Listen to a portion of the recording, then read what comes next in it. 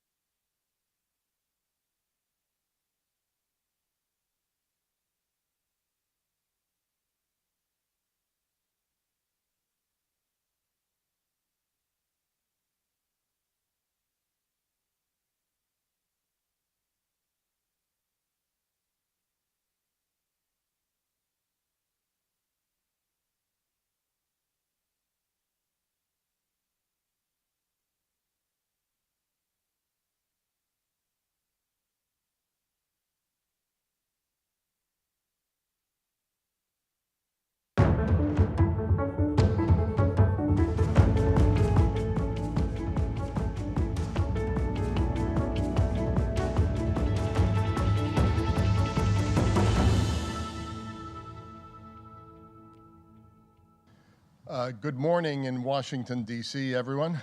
Welcome to this edition of Atlantic Council Front Page, our premier platform for global leaders. I'm Fred Kemp, President and CEO of the Atlantic Council. Today, we are delighted to welcome Senator Mark Warner to discuss the array of global risks and opportunities facing whomever is elected U.S. President in November.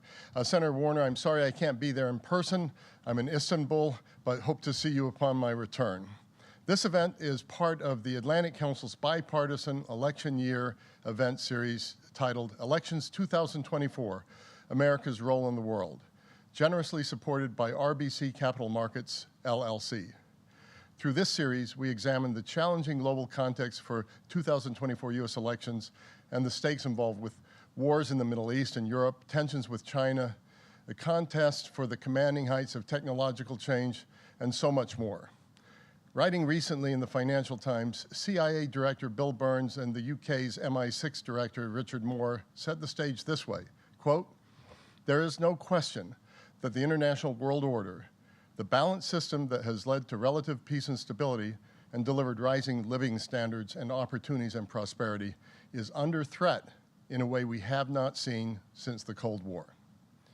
We were delighted to host Senator Chris Murphy of Connecticut earlier this fall as part of this series, and we invite you to stay tuned for future events, including one on October 30th with Congressman Michael Turner, Chairman of the House Select Committee on Intelligence. Since 1961, the Atlantic Council's nonpartisan, values-driven mission has been, put most simply, to shape the global future alongside partners and allies through constructive and collaborative U.S. leadership. In the aftermath of Second World War, the United States built a rules-based international order and has upheld and strengthened that order throughout the Cold War and to the present day, working alongside allies and partners to create a more secure and prosperous future for all.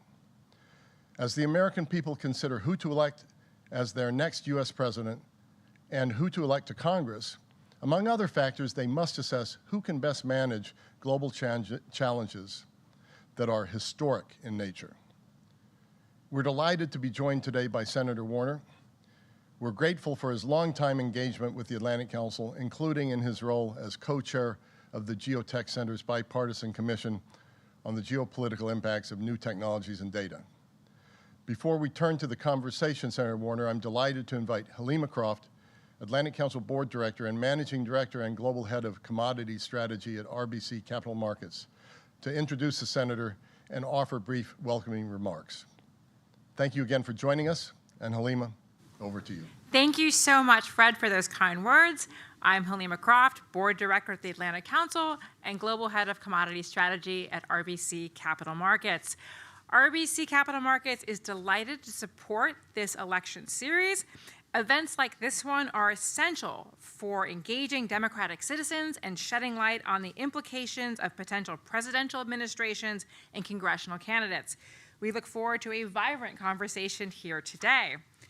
Senator Mark Warner joins us to share his thoughts on the global risks and opportunities the next president must confront and how a potential Harris administration may impact U.S. foreign policy.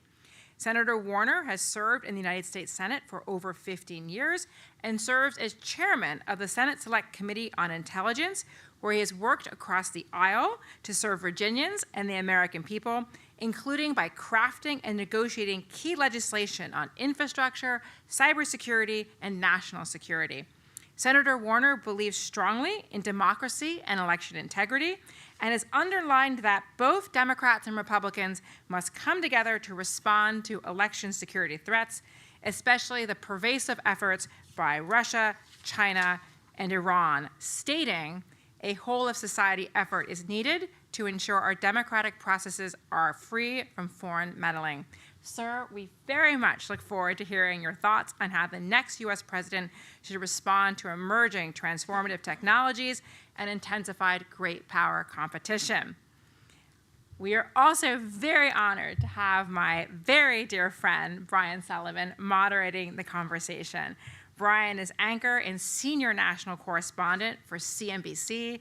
He previously hosted as anchor of CNBC's Last Call, Worldwide Exchange, and Power Lunch, and has twice been nominated for the Loeb Award.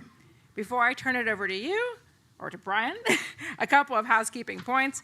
This event is public and on the record. Towards the end of our moderated conversation with Senator Warner, we will take some questions from the audience. For those joining us virtually and in person, please submit your questions to askac.org, displayed on the screen now. And don't forget to include your name and affiliation. Thank you for joining us again. And Brian, over to you. Halima, thank you for mentioning me, because Fred left me out. As a senator, anytime Fred's like, Senator, thank you, and you're looking at me like, what about old Sullivan here? No, it's an honor to be here. Halima is just the best. Fantastic person. Thank you so much, Halima. I've learned a lot from you.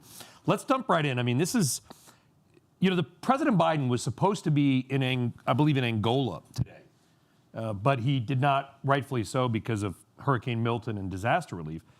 And what's so fascinating about that, you think, why is President Biden going to Angola? No offense to Angola, but what would be the urgency of that trip? But if you know what Angola has from a critical mineral perspective, that all the advanced weapon systems that we are going to build, the neodymium magnets that control LIDAR, laser, radar, and all the stuff you know about that I don't know about, Senator.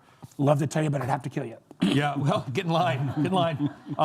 But this, I feel like from an energy security perspective, looking at China's almost ironclad grasp and hold on all these elements that we forgot about from high school geology and chemistry and biology, is that the next, quote, battleground?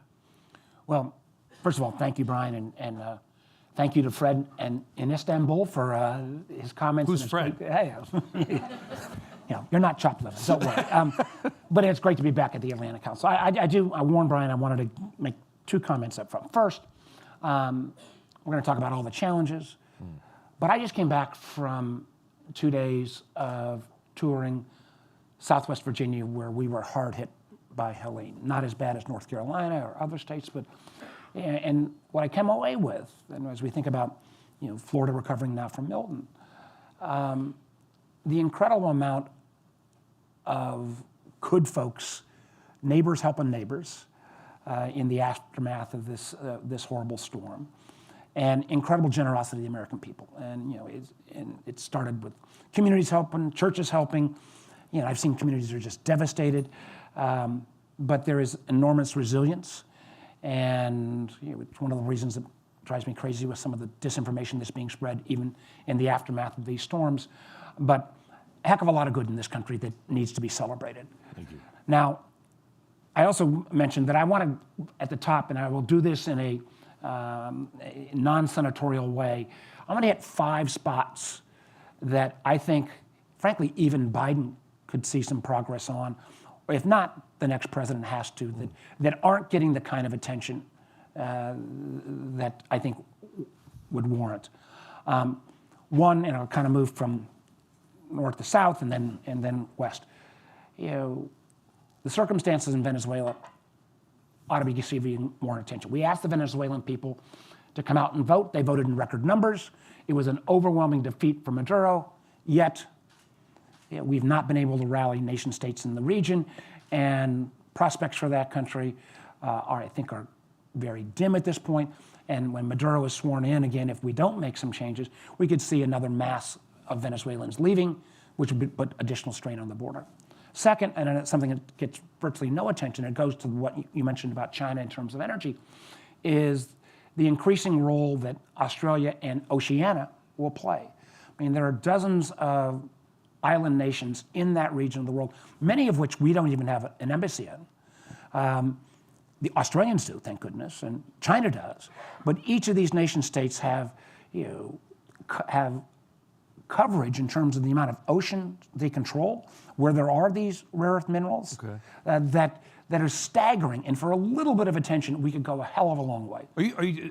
I know you got 3 more to get to. I got 3 more, and they'll be quick. College, so he said 2, and we said 5. So I did some complex math. You talking about like a Myanmar where they actually do the recycling of the lithium? I'm talking about Borneo. Papua New Guinea. I'm talking about the Solomon Islands. I'm talking about Vanuatu. I'm talking about nation states that most Americans, frankly, probably I couldn't even identify a couple years back. Is it because of the waterway? It I'm is getting because back to World War II naval history. It is getting back to some of that, but it's more the fact that that small nation state that may only have 100,000 people, they have, based upon what they claim is their ocean mineral rights, an area mass that may be larger than Alaska and Texas combined. And undersea, where a lot of these minerals exist. And we have ignored these nations. We're starting to put a little bit of time in, bringing them, frankly, broadband, partnering with our tech companies, huge opportunity. Let me get through these next three because we're going to have a lot of topics. In China, lots of the normal stuff that we're going to talk about, but I think in energy, China is making huge gains. I'm a big advocate for reintroduction of advanced nuclear, small modular reactors. There will be a competition with China that we are engaged in. We need to move quicker. With that is what China's been doing in life sciences and bio. And just as nobody had heard of Huawei maybe 8 years ago, the company that I think will be on people's lips going forward is BGI, Beijing Genomics Institute. Huge challenges there.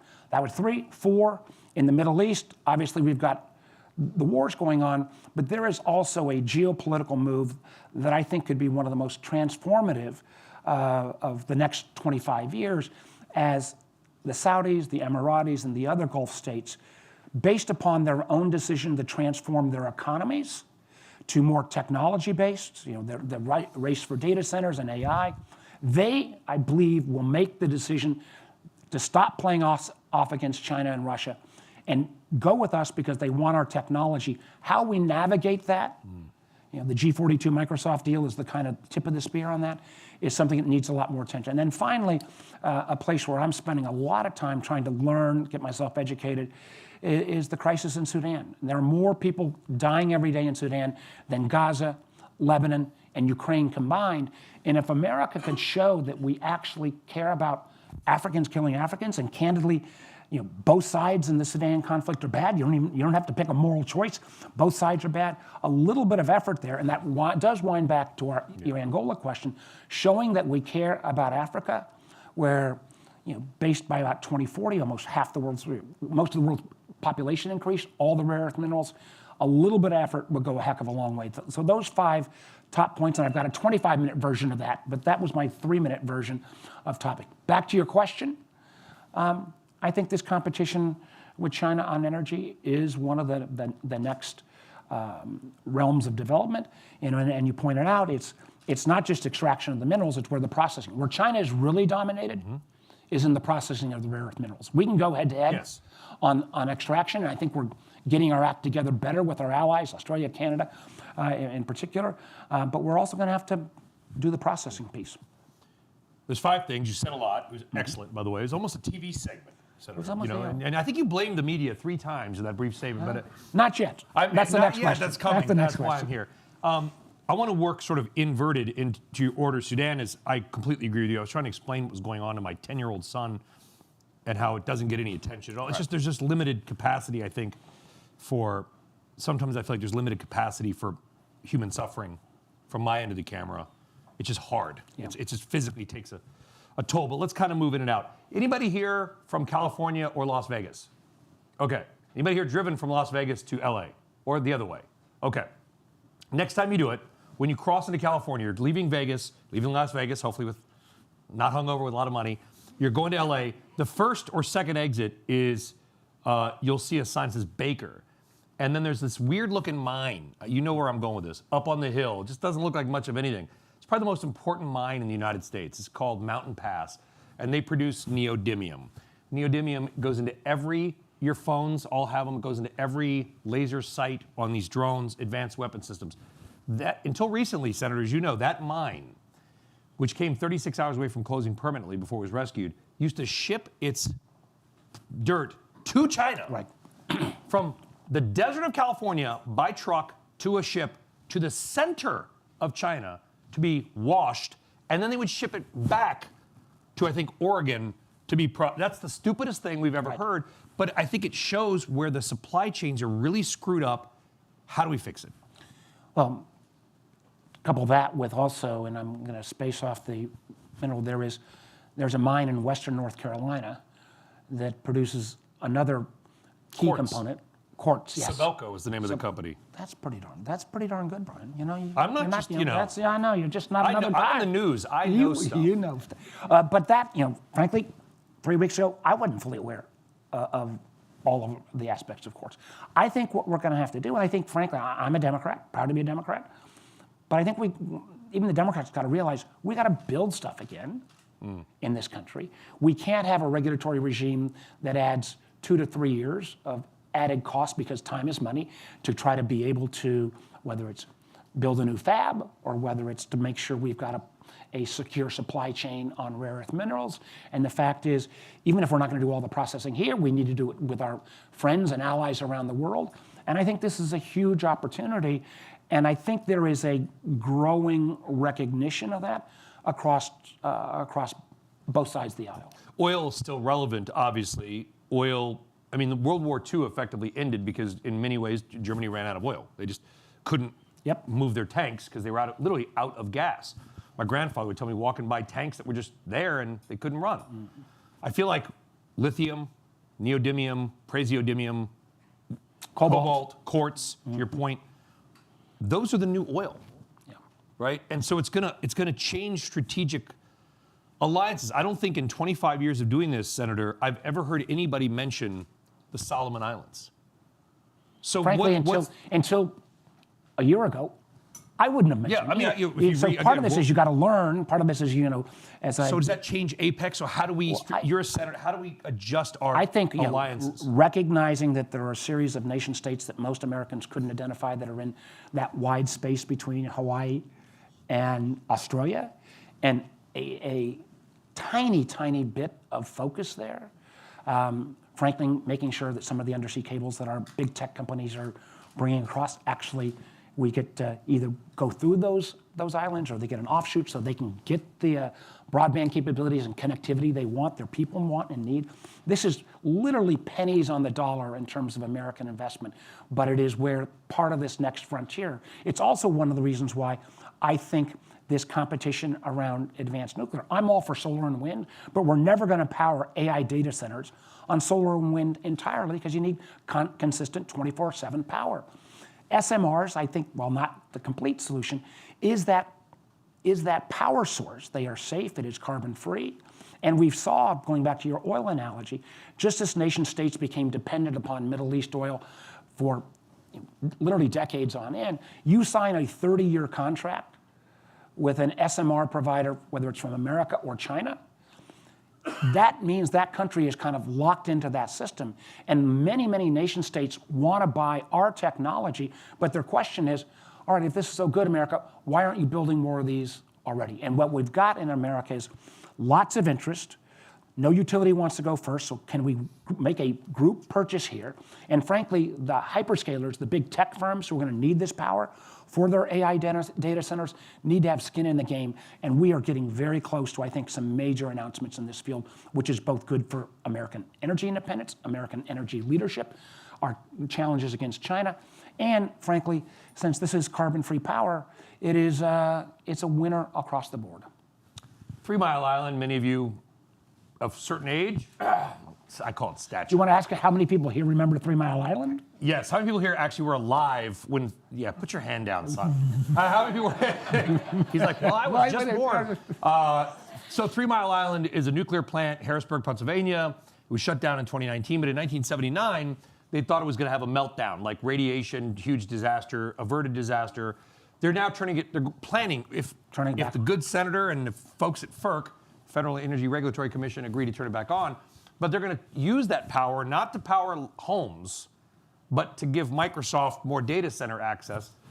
Oracle wants to build a data center. It's 1 gigawatt. Energy's weird and confusing. Let me just put it in a TV news anchor way. 1 gigawatt of power is about 750,000 average size homes worth of electricity to run one computer center. He, and I mean the country, that controls the power, has the power. China's building nuclear reactors in 1/4 the time it takes us to build the one that we've built at Vogtle in Germany, or in Georgia in 30 years. Right. Why are they so much better at it? How do we get better partially, they are willing, I think, to cut corners in terms of safety protocols. Okay, with You know, nuclear, that doesn't seem like a good thing. Not a good thing. Okay. And we've obviously seen, think about when China's Belt and Road Initiative, many nation states thought, oh my gosh, free stuff. And many nation states are kind of unsatisfied customers from China Belt and Road because China, they thought they were getting a lot of jobs. China imported their own workforce. The quality of the workmanship was pretty crummy in a lot of areas, and still they're deep in debt. So there is a reluctance, I think, to go with China, these other nation states. I think about many in Europe and elsewhere that where we are this close to signing SMR deals with. We need our own regulatory process to move quicker, and I think there's even been a sea change on nuclear energy.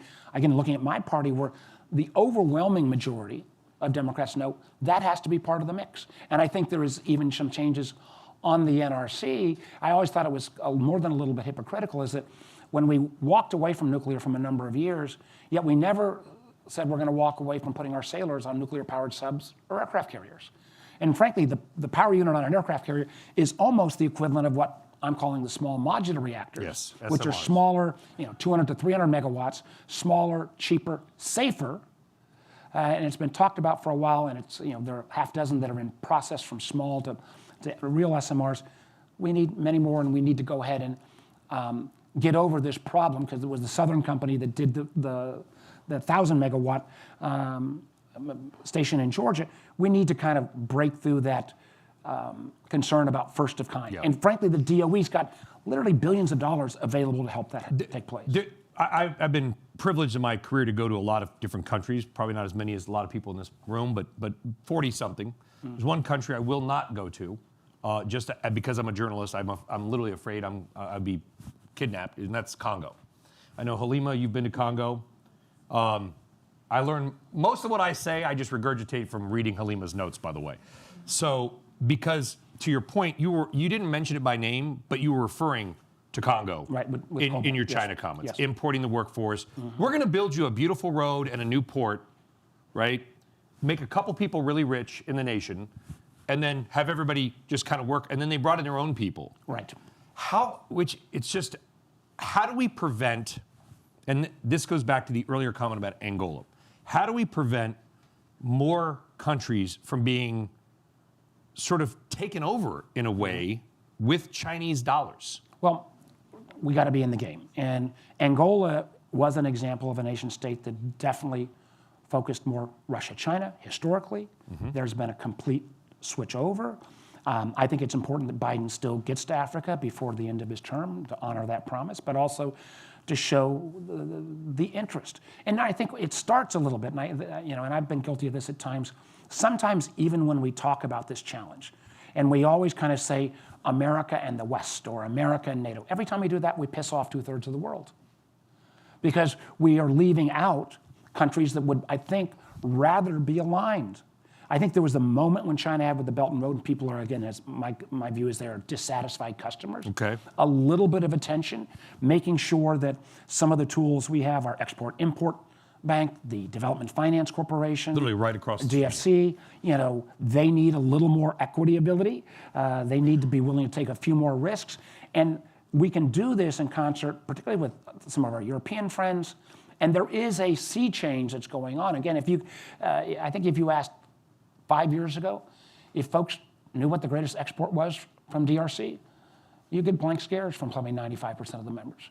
Now, the vast majority realize, you got 3 major mines in the Congo, and 2 out of 3 are controlled by China, and that is something that is a geopolitical and strategic risk, not only for America, but for, again, non-authoritarian regimes everywhere. Because what the senator referred to, and you talk about the Sibelco, this Belgian company, a lot of Belgium references lately, by the way. My mother's Belgian, so it's good. Is all these little minerals, quartz. Well, we all know what quartz is, but this one mine in North Carolina, which got flooded, produces 95% of the super quality quartz to go into semiconductors. Right. So all these things that the senator's talking about are these minerals, again, we don't even think about, but every device you own, every car you drive, has probably 100 of them in some fashion in them, and a lot of them are mined in really weird, hard places. Lithium tends to be in a desert, the Atacama Desert of Chile, the middle of Australia. Now, those are friendly nations, but how much focus is there in the Senate on, to your point, educating, newer members, younger members, say, listen, here's why Angola, country we don't talk about geopolitically, is so relevant? Is it hard to break through? I think it is hard. It is hard to break through if you're not on foreign relations. My view, if I have one overriding effort as chairman of the Intelligence Committee, it's to redefine national security so it's no longer just viewed who has the most tanks and planes and guns, but really it is a technology. National security now is a technology race with China. We've never faced that kind of adversary that is, the Soviet Union was a military threat, ideological threat. China is an economic near peer, in certain areas maybe even outdistancing us. And who wins the battle? 5G was the wake-up call for a lot of us as a former wireless guy. It is around energy. It is around bio. It is around some of the rare earth minerals. It is around a host of other domains that initially were not viewed. Quantum computing was not viewed as a national security. It's a national security issue. Cheap plug at 1:30 and 4:50 today. I'll be on CNBC talking about these issues and how they may differ under each administration, possible administration, and that's kind of why we're here. But I always remind people, no matter who's president, we have this thing called Congress, and we have a Senate, and we have foreign relations. You, especially you, Senator Warner, and many others, are sort of running the show behind the scenes. Under either outcome, Trump, Harris, how much does that change your work? Or is it more relevant as to the ultimate composition of the Senate? Newsflash, the vast majority of us in the Senate actually like each other and work together. I make that doesn't rate. Yeah, I know. I got to tell you, I make the joke. I work in the only place in America being a gang member is a good thing. Because every time you have a group of bipartisan senators come together, you call the gang of this and gang of that. I got gang tats up and down my sleeves here. If I showed that off. And so if you look at every major piece of legislation, the last COVID package under Trump, there were a group of us that birthed the bill at Lisa Murkowski's house over a few glasses of wine and a meal. You look at the CHIPS bill, you look at the infrastructure bill, you look at the Electoral Count Act. These were all bipartisan efforts that started in the Senate. And I believe, regardless of who's president, that gang, and it gets hard. I mean, it's been frankly harder for my Republican colleagues. And, folks, it was a great loss when we lose the Rob Portman and Roy Blunts and Mitt Romneys of the world, Richard Burrs. But there is, one of the things about the Senate is it's kind of like a high school you never graduate from. So somebody pisses you off freshman year, you can't stay mad forever because that person, they'll find another place where you can do business with them. Yeah. And, sometimes, this will be my first crack at the media, and you guys are actually not as guilty as most. Remember, I'm CNBC. And I know you were, yes, you were, that's still a fact-based news station. But, if you're on the MSNBC or Fox, no names. You give a lot more attention to the loudest voices on the extreme who candidly never get anything done. And I appreciate the dig at the media. It's not the first, and it won't be the last time. And you're right. And it's so critical to remind people this and hopefully there's people watching at home. And hi, there's 535 of you in a full House. Right. 100 senators, 435 Congresspeople, and like 5 on each side get all the attention, and the rest are just quietly going about doing their jobs and probably many people in this room as well. So thank you for that. I think we forget that as well. Here's going to be the soundbite I'm going to ask you for CNBC later on today. Under either administration, we've got, for example, there's a huge Japanese delegation in right now. They want to buy our liquefied natural gas. I've been in Europe many times, Senator, on LNG ships, talking about what I call the Marshall Plan for energy. U.S. natural gas has saved Germany's tush, right? Most of Europe, but particularly Germany, after somebody blew up the Nord Stream. If you know who that was, could you let us know, by the way? And so how much would energy policy differ under Trump or Harris administration? Well, first of all, I'm not sure how many of Mr. Trump's threats to slap on 100%, 200% tariffs on every nation state, friend or foe alike, how much of that is bluster, how much of that is reality. I think that could have an effect because that would, even on energy flows.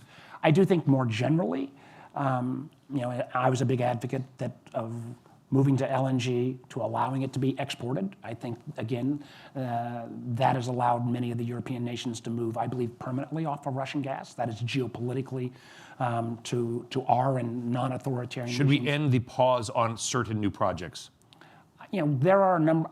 I would take a fresh look at a lot of those projects. I think we have to have a mix. The threats of climate change are real. We see that in these, once in a generation storms that happen every year now. But we're not going to flick a switch and make that transition overnight. And how we have kind of an all of the above to make that transition while we push the greener, and this is again where I keep coming back to nuclear. And the nuclear area seems to be a place where, both the Republicans and Democrats could actually find some agreement. The change in nuclear has been nothing short of remarkable. I mean, it's just, we're going to shut down. Here's something that's, anybody here from like the Massachusetts area, Boston-ish? I know Mark is. Yeah, Mark, I know, he works. Boston, in the winter, because you can't build a pipeline there, will import liquefied natural gas from Trinidad, and they have to import it from Trinidad, not from Houston, because the Jones Act, which was a shipping rule made 100 years ago, means you can't ship inside the United States. So there were, and you can. You actually know this energy stuff really well. Shocking. It is. There are days where Boston, to literally keep the heat and light on in Boston, they're burning trash. Actually burning filthy trash, polluting, gross stuff.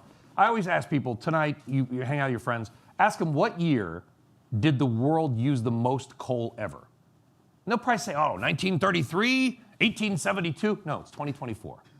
The world has never used more coal than it is today. And I bring this up, Senator, because you talk about liquefied natural gas and carbon emissions. Absolutely. But if they don't have that, guess what Germany's going to be burning instead? Right. Coal. Far, far worse. At least we do it as responsibly as any nation, what right? you've seen are nation states like China and India who are, yes, they're building nuclear, China, but they're also building many, many more coal-fired plants. Yeah. And their view is, well, listen, the West did it for 150 years. Don't we get our time as well? And ultimately, that's not good for anyone in the world. We got about 10 minutes. I got a couple of questions here. They're very smart. Thank you. By the way, smart crowd. Usually you get the why do you suck, kind of questions. One more before we go into this. You mentioned it, your first answer. You said BGI. I think it stands for Beijing Genomics Institute. I've never heard of it, so I don't know everything. Who are they and why are they on your radar? They're on my radar because I think the place where AI could have the most effect is in bio-life sciences. You think about a guy from a public company, Jason Kelly out of Ginkgo Works, I believe out of Boston. He basically said, you're thinking about AI models where we're trying to duplicate large language. Humans have spoken for a long time. He says AI can unlock the language of DNA, and because there is a that they can do that at speed and scale that's unprecedented. Well, to have that happen, you need a hell of a lot of DNA. And BGI is basically scooping up DNA samples at an unprecedented level. They are doing the things that we managed to stop, and sometimes on the telecom side where they have investments in Western companies that is hidden and getting access to some of our information. And you combine AI and DNA mapping, and some of this gets spooky in terms of like super soldiers. You're spooking me out right now. Super Anybody have a soldiers kind of drink? stuff. Is there any whiskey anywhere? And I think this is the whole question around AI and bio is hugely important. And a piece of that is you think about synthetic biology, where you think about growing your energy or growing material sciences through a kind of a life cycle basis rather than manufacturing it. And China is doing what they did in other domains. We talk about rare earth minerals, where they are building up a bio manufacturing capability. We have a little of that. The Europeans are further ahead in this domain, and frankly, some of those biomanufacturing facilities are shutting down. What are they manufacturing? Well, basically, there's a couple of them around the chemical process, where you kind of grow chemicals rather than produce them. I'm going to quickly get beyond my knowledge level. But I know. But it's and BGI is kind of BGI is to bio what Huawei is to telecom. it's shocking. You think about the facial recognition. Now we're talking about internal, not the external, the internal. Internal. Literally our DNA and the race for the biologics. Couple quick questions here. How do you think either candidate should make sure adequate AI regulation is passed in Congress? You know, I don't hold your breath, no matter which person wins. I mean, I still think one of the great mistakes we made in this country was not putting some guardrails on social media. Candidly, just in terms of mental health of our kids, you can almost trace the mental health issues of our kids simultaneously with smartphones in 2014 going up. So when Schumer had all of the AI big heads in, and they all said, of course we want to have regulation. They all say they want regulation until you put words on a page. And I am deeply engaged with a lot of these companies. I'm saying, you guys got to be for something. Now, do you do what the Europeans have overdone?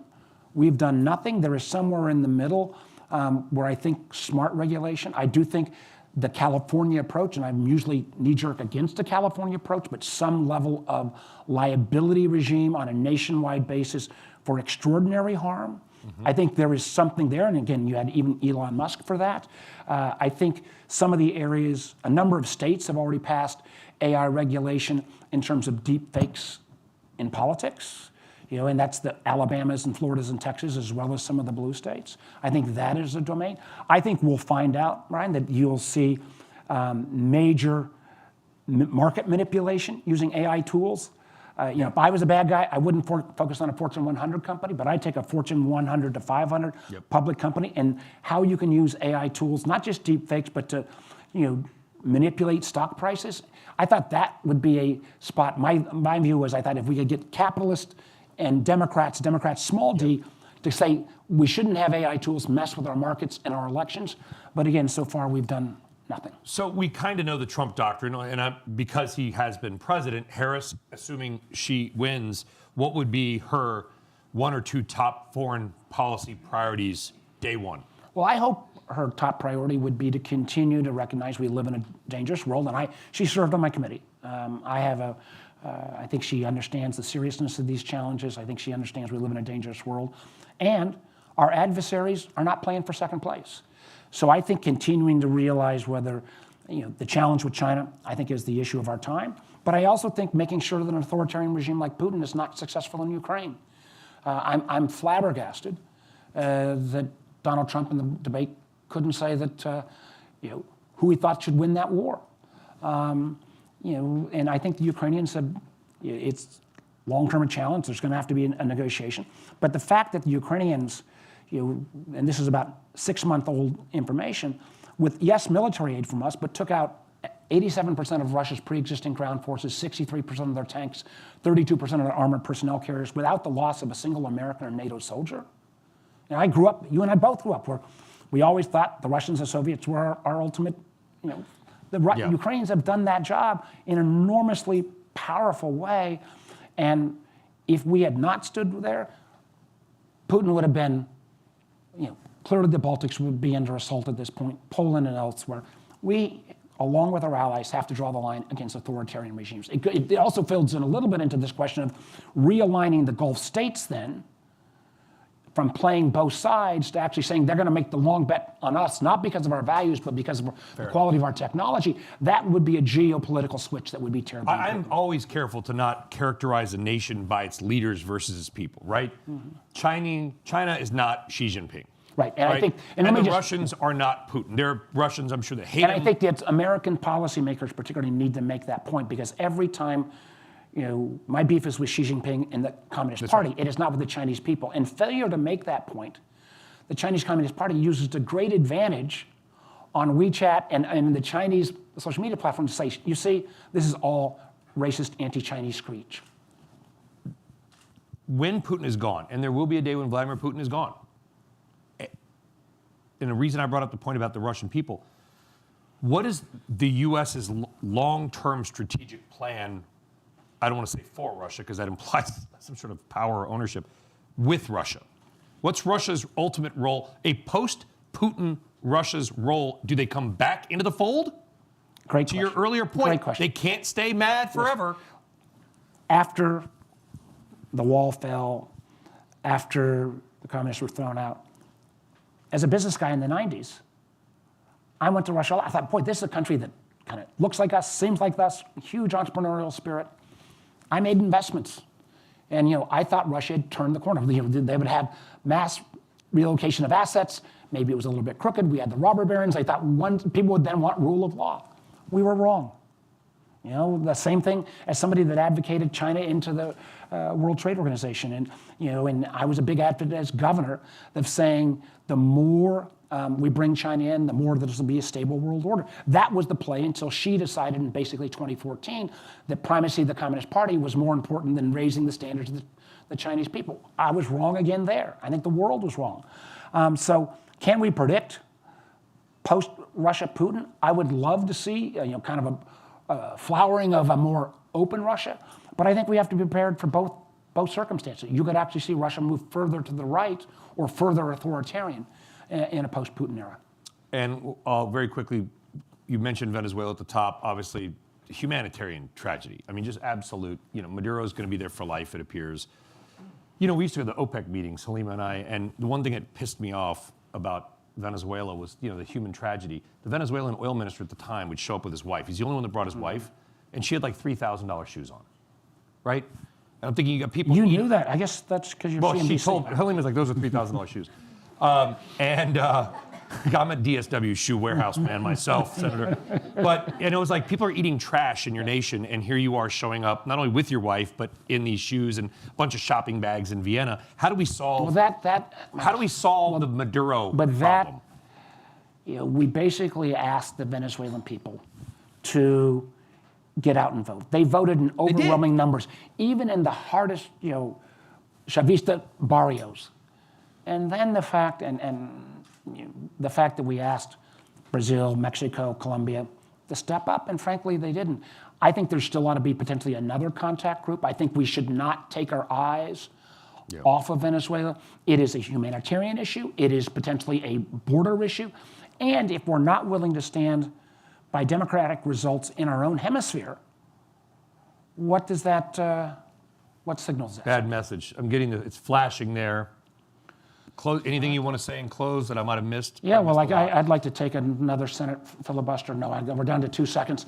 Thank the Atlantic Council. Think about those 5 regions. There are a series of others. I didn't hit on India, but I hope we get a chance to continue this. Well, Senator, I want to thank you for being here today at the Atlantic Council front page. Just to be clear, I'm not being paid to be here. I just want to make that clear. I came down because Halima asked, and I wanted to see you again, Senator, and all my friends and new friends here at the Atlantic Council. An amazing conversation. It could have gone on for hours, but you got to run the country. Big hand for Senator Mark Warner, please. Thank you. Senator, thank you. Thank everybody for coming. Thanks, folks. Ladies and gentlemen, please keep your seats for a moment.